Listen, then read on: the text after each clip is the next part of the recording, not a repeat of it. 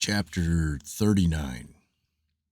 When the sons of Jacob went from the city of Sarton, they had gone about 200 cubits when they met the inhabitants of Tapnach coming towards them, for they went out to fight with them because they had smitten the king of Tapnach and all his men.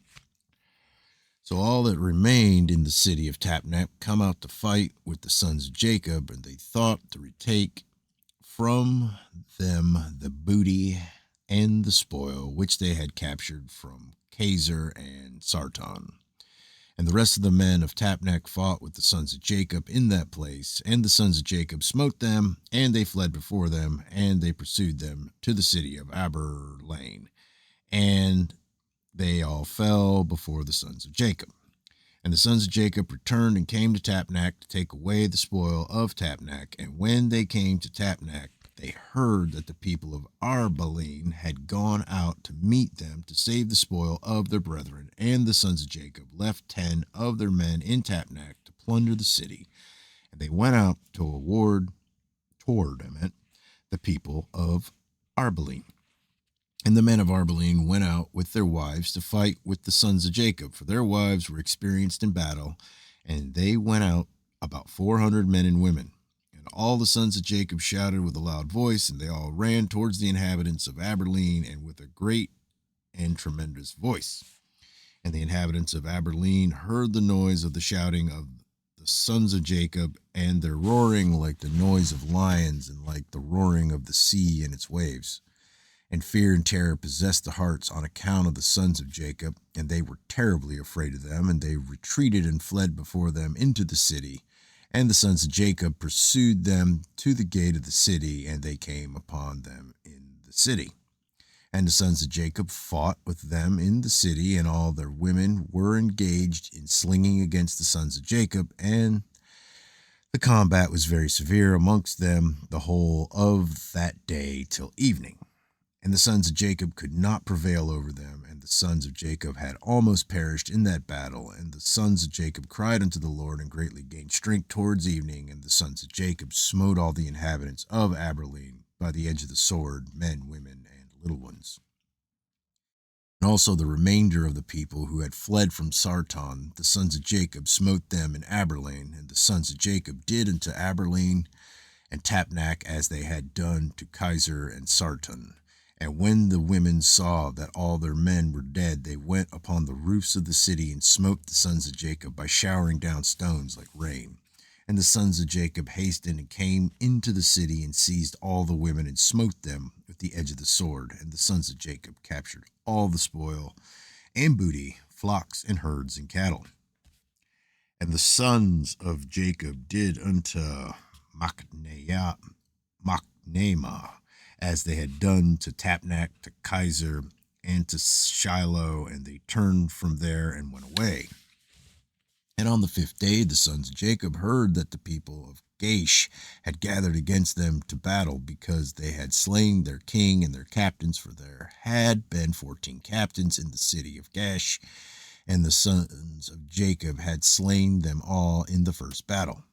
And the sons of Jacob that day girt up their weapons of war, and they marched to battle against the inhabitants of Gash. And in Gash there was a strong and mighty people of the Amorites. And Gash was the strongest and best fortified city of all the cities of the Amorites, and it had 3 walls. The sons of Jacob came to Gash, and they found the gates of the city locked, and about 500 men standing at the top of the outermost wall, and all people numerous as the sand upon the sea shore were in ambush for the sons of Jacob from without the city at the rear thereof. And the sons of Jacob approached to open the gates of the city, and whilst they were drawing nigh, behold, those who were in ambush at the rear of the city came forth from their places and surrounded the sons of Jacob. And the sons of Jacob were enclosed between the people of Gash, and the battle was both their front and rear, and all the men that were upon the wall were casting from the wall upon them arrows and stones. And Judah, seeing that the men of Gash were getting too heavy for them, gave a most piercing and tremendous shriek, and all the men of Gash were terrified at the voice of Judah's cry, and men fell from the wall at his powerful shriek, and all those that were from without and within the city were greatly afraid for their lives. And the sons of Jacob still came nigh to break the doors of the city, when the men of Gash threw stones and arrows upon them from the top of the wall, and made them flee from the gate. And the sons of Jacob returned against the men of Gash who were with them from without the city, and they smote them terribly, as striking against gourds, and they could not stand against the sons of Jacob, for fright and terror had seized them at the shriek of Judah. And the sons of Jacob slew all those men who were from without the city, and the sons of Jacob still drew nigh to effect an entrance into the city, and to fight under the city walls, but they could not, for all the inhabitants of Gash who remained in the city had surrounded the walls of Gash in every direction, so that the sons of Jacob were unable to approach the city to fight with them. And as the sons of Jacob came nigh to one corner to fight under the wall, the inhabitants of Gash threw arrows and stones upon them like showers of rain, and they fled from under the wall. And the people of Gash who were upon the wall, seeing that the sons of Jacob could not prevail over them from under the wall, approached the sons of Jacob in these words, saying, What is the matter with you in the battle that you cannot prevail? Can you then do unto the mighty city of Gash and its inhabitants as you did to the cities of the Amorites that were not so powerful?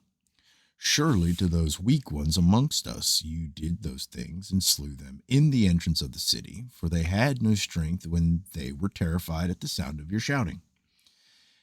Will you now then be able to fight in this place? Surely here you will all die, and we will avenge the cause of those cities that you have laid waste. And the inhabitants of Gash greatly reproached the sons of Jacob, and reviled them with their gods, and continued to cast arrows and stones upon them from the wall. And Judah and his brothers heard the words of the inhabitants of Gash, and their anger was greatly roused, and Judah was jealous of his God in this manner. And he called out and said, O Lord, send help to us and our brothers. And he ran at a distance with all his might, with his drawn sword in his hand, and he sprang from the earth, and by dint of his strength mounted the wall, and his sword fell from his hand. And Judah shouted upon the wall, and all the men that were upon the wall were terrified, and some of them fell from the wall into the city and died. And those who were yet upon the wall, when they saw Judah's strength, they were greatly afraid and fled for their lives into the city for safety.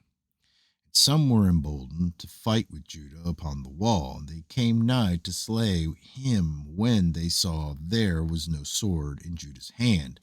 And they thought of casting him from the wall to his brothers, and 20 men of the city came up to assist them. And they surrounded Judah, and they all shouted over him, and approached him with drawn swords, and they terrified Judah. And Judah cried out to his brothers from the wall. And Jacob and his sons drew the bow from under the wall, and smote 3 of the men that were upon the top of the wall. And Judah continued to cry, and he exclaimed, O Lord, help us, O Lord, deliver us. And he cried out with a loud voice upon the wall, and the cry was heard at a great distance. And after this cry he again repeated to shout, and all the men who surrounded Judah on the top of the wall were terrified. And they each threw his sword from his hand at the sound of Judah's shouting, and his tremor, and fled. And Judah took the swords which had fallen from their hands, and Judah fought with them, and slew 20 of their men upon the wall. And 80 men and women still ascended the wall from the city, and they all surrounded Judah. And the Lord impressed the fear of Judah in their hearts, that they were unable to approach him.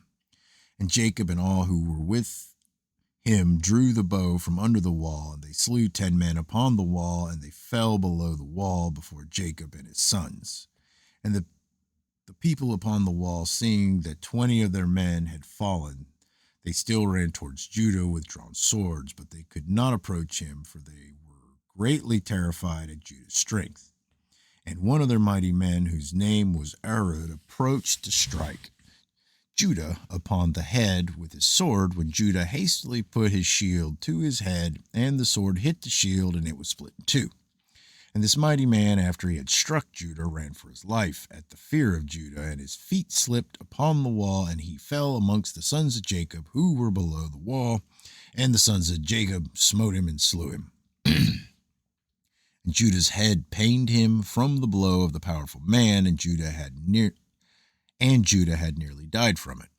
And Judah cried out upon the wall, owing to the pain produced by the blow. And when Dan heard him, and his anger burned within him, and he also rose up and went at a distance and ran and sprang from the earth and mounted the wall with his wrath excited strength. And when Dan came upon the wall near unto Judah, all the men upon the wall fled, who had stood against Judah. And they went up to the second wall, and they threw arrows and stones upon Dan and Judah from the second wall, and endeavored to drive them from the wall. And the arrows and stones struck Dan and Judah, and they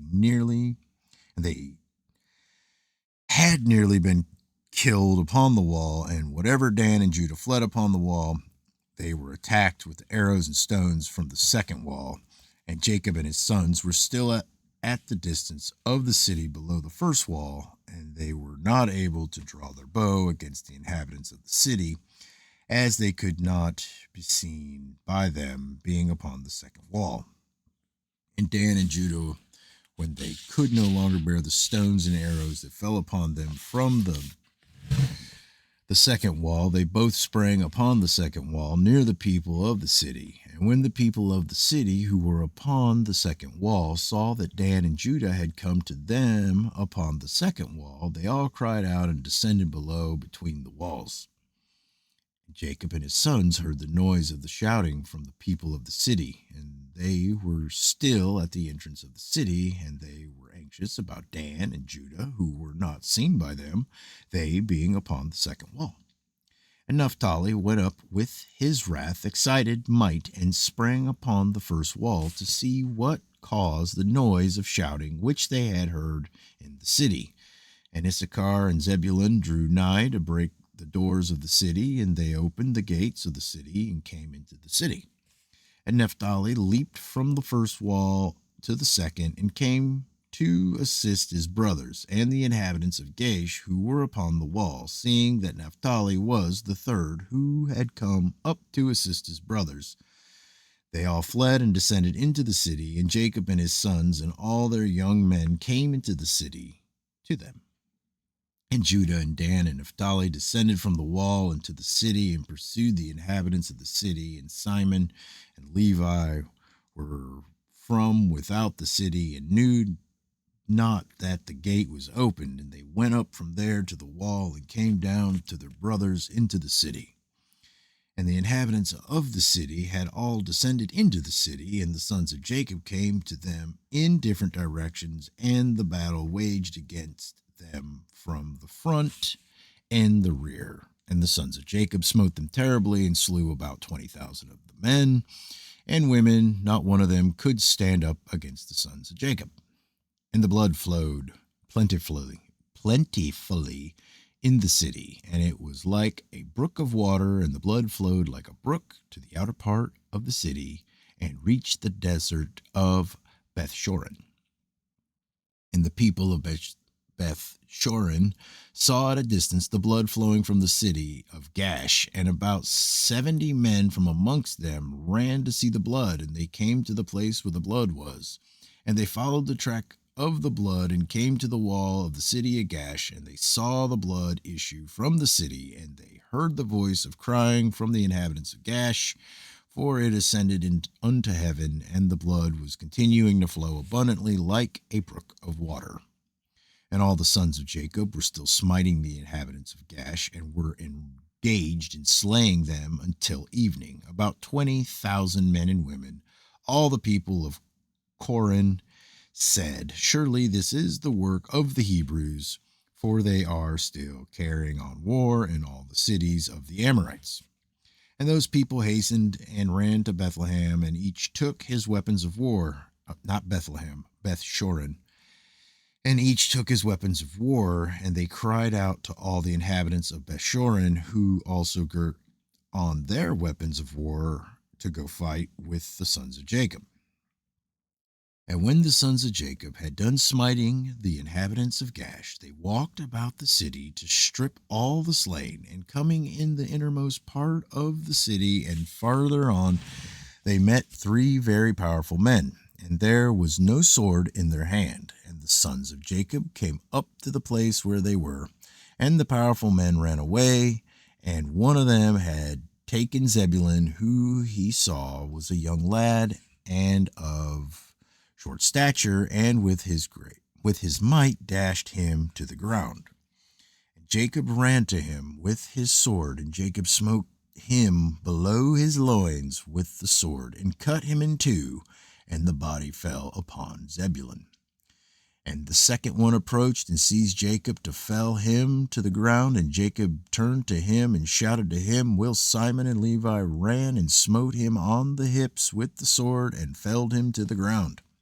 And the powerful man rose up from the ground with the wrath excitement, wrath excited might, and Judah came to him before he had gained his footing, and struck him upon the head with the sword, and his head was split, and he died. And the third powerful man, seeing that his companions were killed, ran from before the sons of Jacob, and the sons of Jacob pursued him in the city. And whilst the powerful man was fleeing, he found one of the swords of the inhabitants of the city, and he picked it up and turned to the sons of Jacob and fought them with the sword. And the powerful man ran to Judah to strike him upon the head with the sword, and there was no shield in the hand of Judah. And whilst he was aiming to strike him, Naphtali hastily took his shield and put it to Judah's head, and the sword of the powerful man hit the shield of Naphtali, and Judah escaped the sword. And Simon and Levi ran upon the powerful man with their swords and struck at him forcefully with their swords, and the 2 swords entered the body of the powerful man and divided it in 2 lengthwise. And the sons of Jacob smote 3 mighty men at that time, together with all the inhabitants of Gash, and the day was about to decline. And the sons of Jacob walked about Gash, and took all the spoil of the city, even the little ones and women they did not suffer to live. And the sons of Jacob did unto Gash as they had done to Sarton and Shiloh.